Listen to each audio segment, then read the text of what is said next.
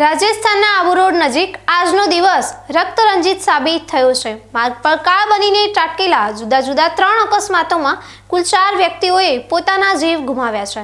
આબુ રોડના વાસડા બ્રિજ પર 3 ટેલરો વચ્ચે થયેલા ભીષણ ટ્રિપલ અકસ્માત અને સિયાવા મુગથળા નજીક બાઇક અકસ્માતની ઘટનાઓએ સમગ્ર પંથકને હચમચાવી દીધો છે। હાઈવે પર સર્જાયેલી આ કાળમુખી દુર્ઘટનાઓને પગલે ચારે તરફ ચીસ અને આક્રંદના દ્રશ્યો જોવા મળ્યા હતા। આબુ રોડના વાસડા બ્રિજ પર પૂરપાટ ઝડપે દોડતા 3 ટેલરો વચ્ચે જોરદાર અથડામણ સર્જાઈ હતી।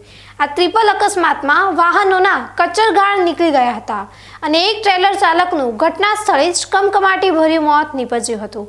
આ ઘટનાની શાહી હજુ સુકાઈ નહોતી તે આબુ રોડના સિયાવા અને મુગથળા નજીક 2 અલગ અલગ બાઇક અકસ્માતો સર્જાયા હતા।